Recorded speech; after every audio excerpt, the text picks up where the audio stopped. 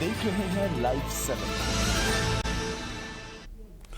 नमस्कार, लाइव 7 विशेष में आपका स्वागत है। मैं हूं ज्ञान रंजन। दोस्तों, घाटशिला का रण रोमांचक हो चुका है। एक तरफ भारतीय जनता पार्टी और झारखंड मुक्ति मोर्चा ने बुधवार को ही अपने प्रत्याशियों की घोषणा कर दी और जो सबको पता था कि वही होना है, स्वर्गीय रामदास सोरेन के पुत्र सोमेश सोरेन को झारखंड मुक्ति मोर्चा ने टिकट दिया, तो चंपाई सोरेन के बेटे बाबूलाल सोरेन को भारतीय जनता पार्टी ने टिकट दिया। इस बीच वरिष्ठ भाजपा नेता रमेश हांसदा की तबीयत काफी बिगड़ गई है। बाबूलाल सोरेन को टिकट मिलने के बाद वो हॉस्पिटलाइज हो चुके हैं, ये भी खबर आ रही है।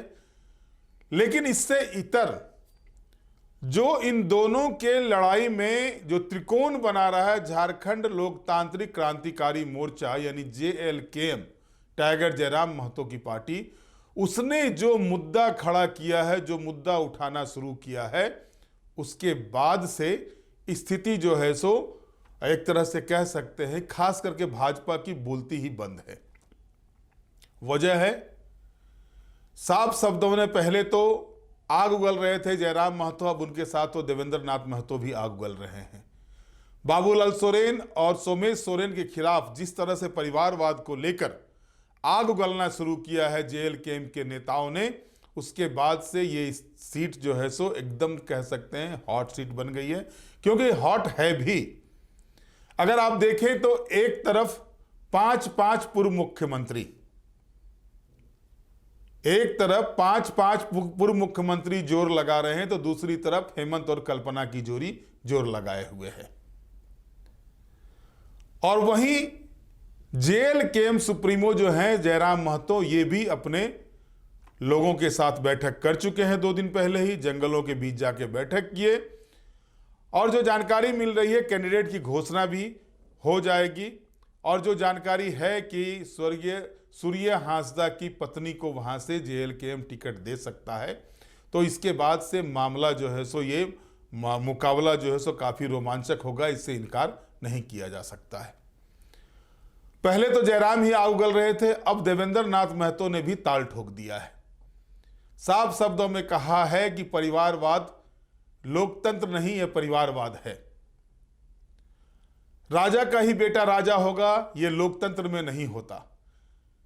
लेकिन पहले जो काम क्षेत्रीय दलों के द्वारा, खास करके झारखंड मुक्ति मोर्चा, राजद जैसे दलों के द्वारा किया जाता था, अब भाजपा भी उसी पर उतारू हो गई है। इस तरह की बातें देवेंद्र नाथ महतो ने कही है। पहले हम आपको सुनवाते हैं कि देवेंद्र नाथ महतो ने क्या कुछ कहा है, क्या बयान दिया है, पहले आप सुन लीजिए।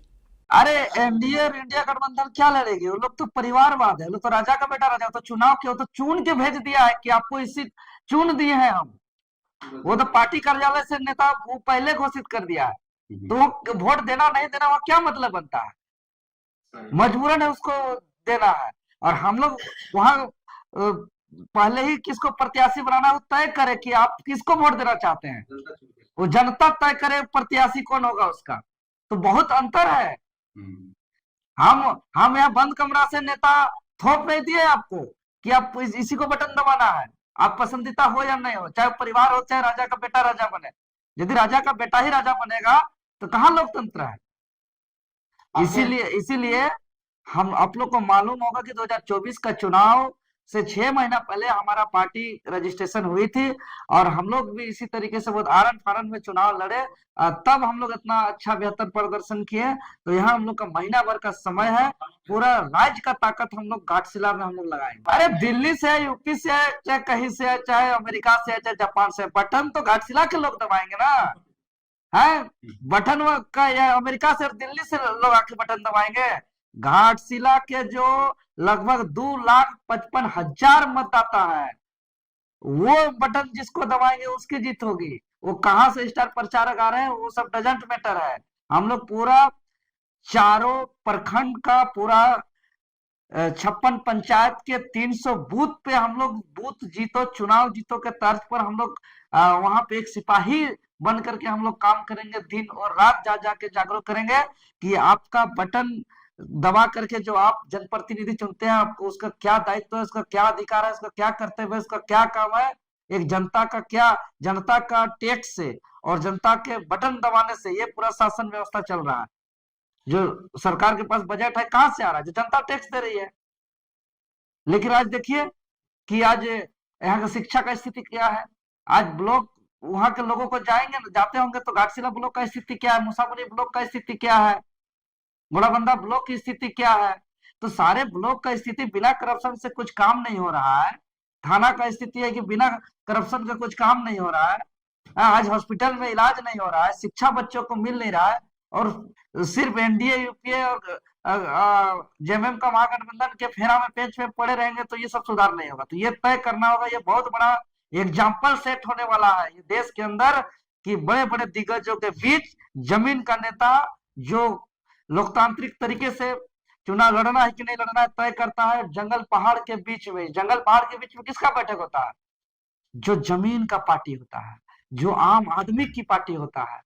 वो वैसे लोग जो है कि खुले मैदान में जंगल के बीच में मीटिंग करके तय करते हैं कि हम चुनाव लड़ेंगे कि नहीं लड़ेंगे और किसको प्रत्याशी बनाएंगे। देखिए, जिसको लोगों को गुमराह करना है उसके लिए करोड़ों का खर्चा की आवश्यकता है, जो लोगों को दिग्भ्रमित करना है उसको करोड़ों का खर्चा करना है। लेकिन इस बार हम लोग बताएंगे ये जो 500, 1000, 2000 और मुर्गा दारू में जो वोट खरीदने का परंपरा है, हम लोग समझाएंगे कि 500 रुपया में जो है कि मुर्गी, अंडा, गधा, बकरी भी नहीं मिलता है। और आप लोग इंसान है, आप लोग का दिमाग है, आप लोग का बुद्धि है, आप लोग का सोचने की शक्ति है, तो आपका कीमत कोई गाधा, बकरी, बैल से तो ज्यादा होना चाहिए ना।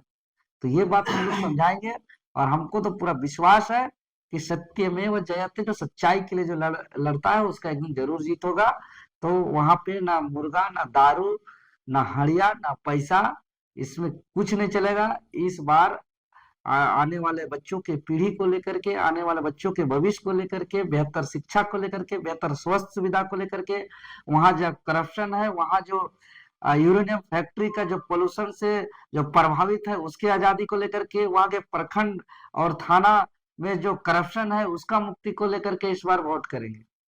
अच्छा, आप लगातार प्रतियोगिता परीक्षाएं बैठने वाले स्टूडेंट के लिए आंदोलन करते रहे, क्या ये सरकार प्रतियोगिता परीक्षा में तैयारी कर रहे बच्चों के लिए सार्थक है? बिल्कुल नहीं है। नहीं। आज देखिए, जितना भी नियुक्ति पत्र 2-4 को बांटा जा रहा है, ये हाईकोर्ट का फटकार से बांटा जा रहा है।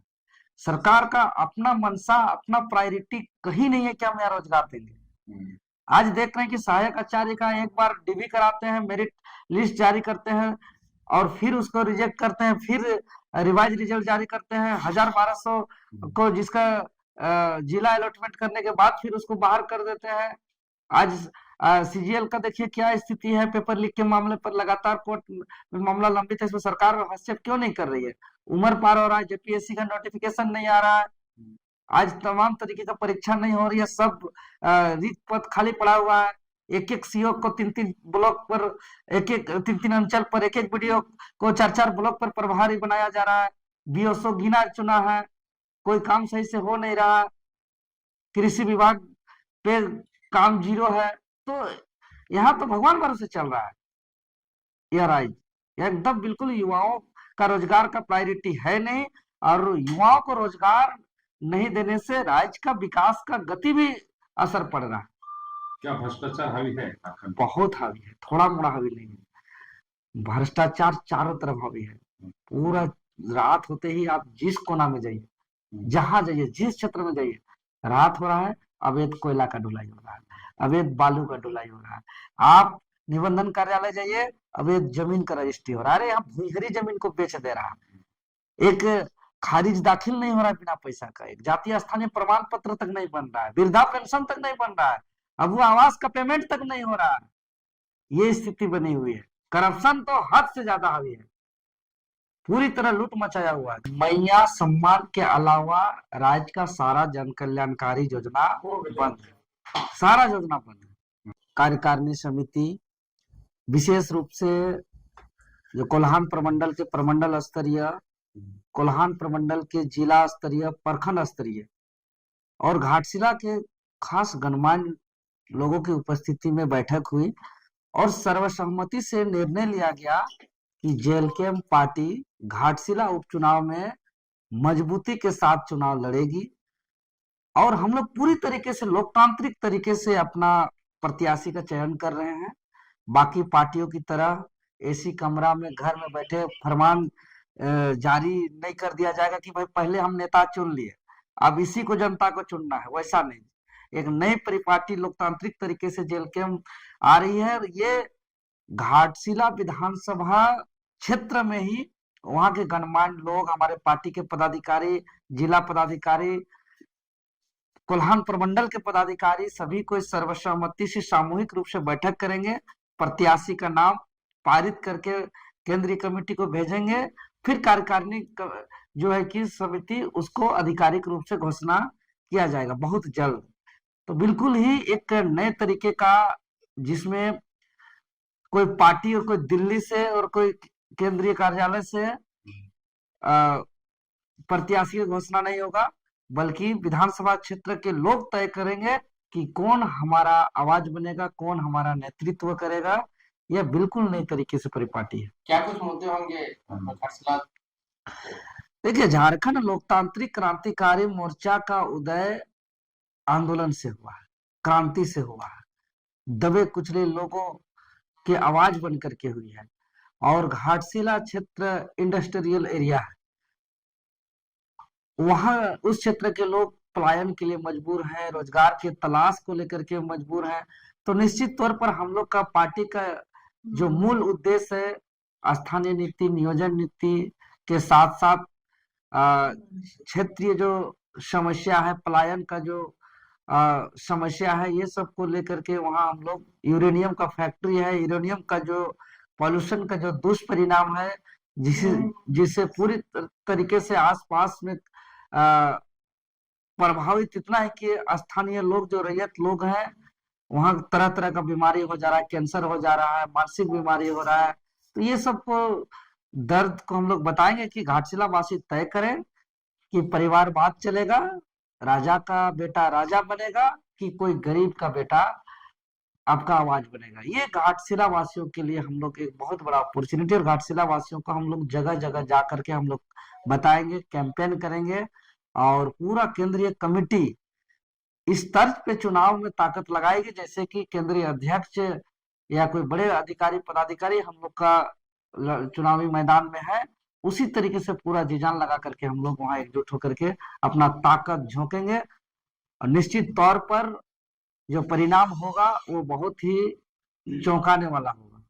समय कम है, एक तरफ इंडिया गठबंधन, एक तरफ एनडीए गठबंधन लड़ेगी, बहुत सारे विभिन्न दल। अरे एनडीए, दोस्तों आपने सुना देवेंद्र नाथ महतो किस तरह से आग उगल रहे थे, सरकार को भी कटघरे में खड़ा किया, शिक्षा नीति को लेकर कटघरे में खड़ा किया, रोजगार को लेकर कटघरे में खड़ा किया, लेकिन मुख्य फोकस उनका क्या था?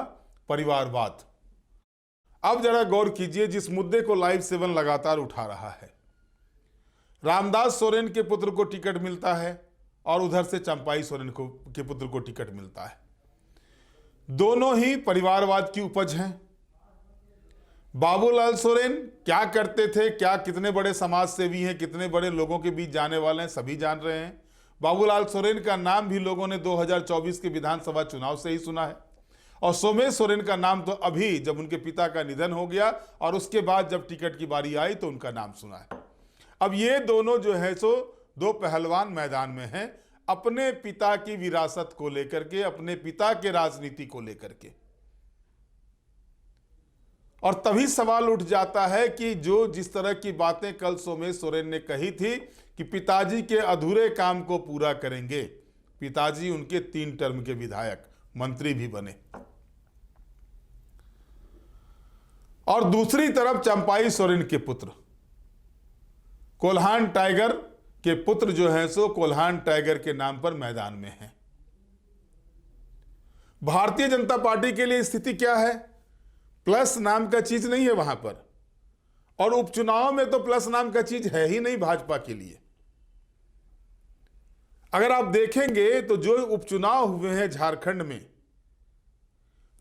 में जितने भी उपचुनाव हुए हैं, मात्र 3 मर्तबा भारतीय जनता पार्टी को जीत मिली है, और बाकी समय में कांग्रेस या झारखंड मुक्ति मोर्चा जीती है। अगर इधर की बात करें हेमंत पार्ट 1 और हेमंत पार्ट 2 की, तो भाजपा का खाता भी नहीं खुला किसी भी उपचुनाव में,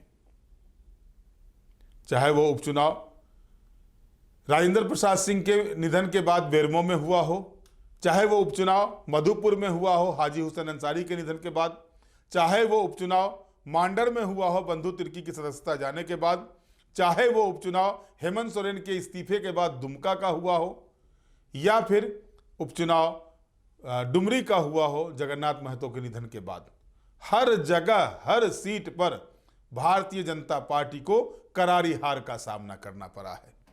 यानी स्ट्राइक रेट उपचुनाव में बेहतरीन नहीं सबसे अच्छा झारखंड मुक्ति मोर्चा यानी इंडिया गठबंधन का है।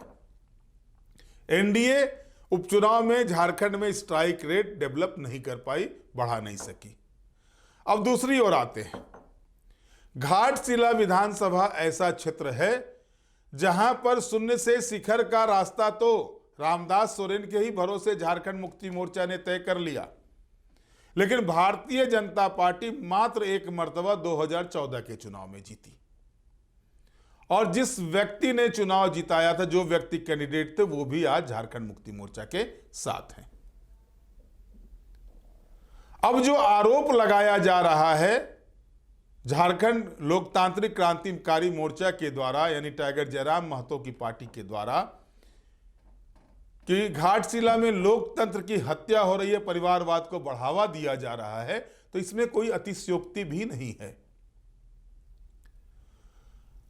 अब जनता को भी यह पूछना चाहिए कि भाई आखिर क्या किया है जिसको कैंडिडेट बनाया गया है झारखंड मुक्ति मोर्चा और भाजपा के द्वारा, उन दोनों नेताओं ने जिन्हें टिकट दिया गया है उस क्षेत्र के लिए क्या कुछ किया है। जब तक पिता वहां के विधायक थे, मंत्री बने रामदास सोरेन, तब तक उनका भतीजा विक्टर सोरेन उनके साथ छाया की तरह रहता था, सोमेश सोरेन नहीं रहता था, ये सभी लोग जान रहे हैं।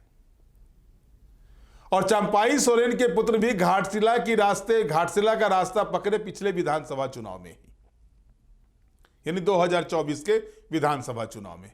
इससे पहले उनको घाटशिला में कुछ नहीं था, और जब पिता मुख्यमंत्री बने थे, मंत्री थे, उस समय सभी लोग जान रहे थे उनका नाम किस रूप में आया था राजनीतिक क्षेत्र में, किस रूप में लोगों के बीच नाम आया था, बताने की आवश्यकता नहीं है, सभी लोग इस चीज को जान रहे हैं। और ऐसे में अगर जेल केएम सवाल खड़े कर रहा है तो कोई सवाल गलत नहीं है। और सबसे बड़ी बात कि पिता के विरासत को तो सोमेश सोरेन ढोने के लिए तैयार हो गए हैं, लेकिन भाजपा की आखिरकार क्या मजबूरी थी कि चंपाई सोरेन के पुत्र जो पिछले चुनाव में हार गए उनको दोबारा टिकट देने की। जो रमेश हांसदा लगातार उस क्षेत्र में काम कर रहे थे उनको मौका नहीं मिला, और भी कई नेता थे जो काम कर रहे थे उनको मौका नहीं मिला। तो भाजपा में एक नए सिस्टम की शुरुआत हो गई है, कार्यकर्ताओं को दूर दूर, बाहरी से आने वालों को पूछ पूछ। और ये चीज भारतीय जनता पार्टी को 2019 के विधानसभा चुनाव से ही ये चीजें जो है नुकसान पहुंचा रही है, लेकिन भारतीय जनता पार्टी है कि राह वही पकड़े हुए है, उससे इतर नहीं आ सकती है। जिस भारतीय जनता पार्टी के वरिष्ठ नेताओं का यह कहना होता था कि पद तो आते हैं और जाते हैं, कार्यकर्ता ही परमानेंट होता है, आज के दिन में उसी भारतीय जनता पार्टी में कार्यकर्ताओं को इग्नोर किया जा रहा है, इससे इनकार नहीं किया जा सकता। लिहाजा आप देखिए कि अगर आप उठा करके 2014 से लेकर के 2024 के 10 साल में जो 3 चुनाव हुए उसमें आप देखेंगे तो लगभग 2 दर्जन से ज्यादा बाहरी नेताओं को टिकट दिया गया भारतीय जनता पार्टी के द्वारा, और उसमें से हारे भी लोग, कई पार्टी भी छोड़ करके गए, कार्यकर्ता भी नाराज हुए, और कार्यकर्ताओं की नाराजगी का ही नतीजा है कि जो चुनाव परिणाम आ रहे हैं वो भाजपा के पक्ष में नहीं आ पा रहे हैं। 2 टर्म से तो यही देखा जा रहा है। मैंने पहले भी कहा था कि अगर 2019 के चुनाव में सारा ठिकरा रघुवर दास के माथे पर फोड़ा गया, तो आखिरकार 2024 के विधानसभा चुनाव में इस करारी हार के लिए भारतीय जनता पार्टी में कौन जिम्मेवार है, इसका किसने तय किया, कौन तय किया और क्या तय हुआ, यह तो सार्वजनिक नहीं हुआ। बाबूलाल मरांडी को प्रदेश अध्यक्ष का पद, बाबूलाल मरांडी को विधायक दल के नेता का पक्ष पद, और बावजूद इसके 28 सीटों में से जो ट्राइबल के लिए रिजर्व है 27 सीटों पर हार होती है पार्टी की। चंपाई सोरेन को लाया जाता है, मधु कोड़ा को लाया जाता है, गीता कोड़ा को लाया जाता है, सीता सोरेन को लाया जाता है, लेकिन ट्राइबल सीट पर एक नहीं चलती है इन नेताओं की।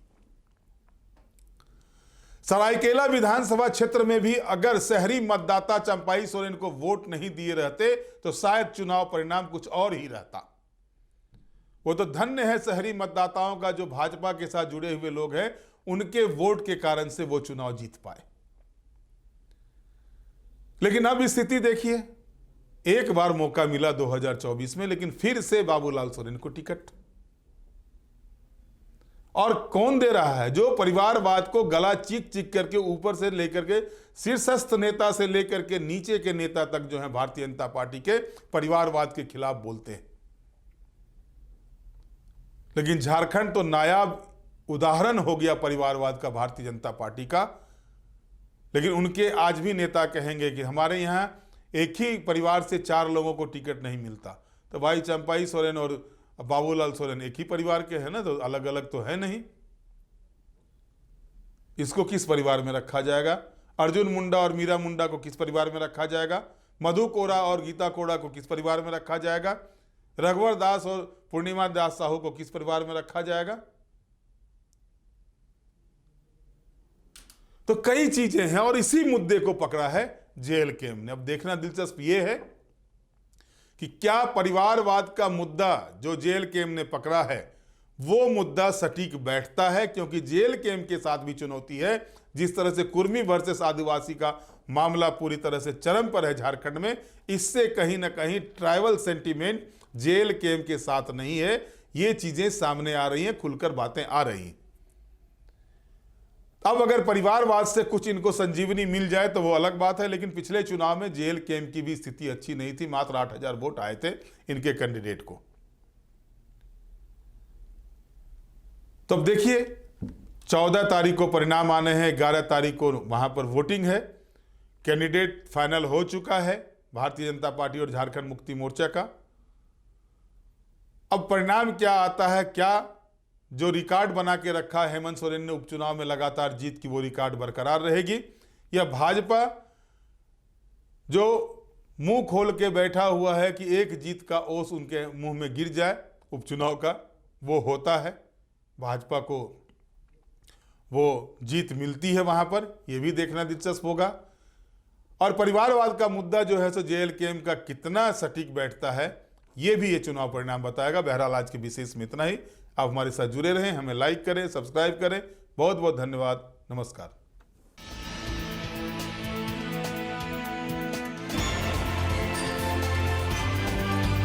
आप देख रहे हैं लाइव 7।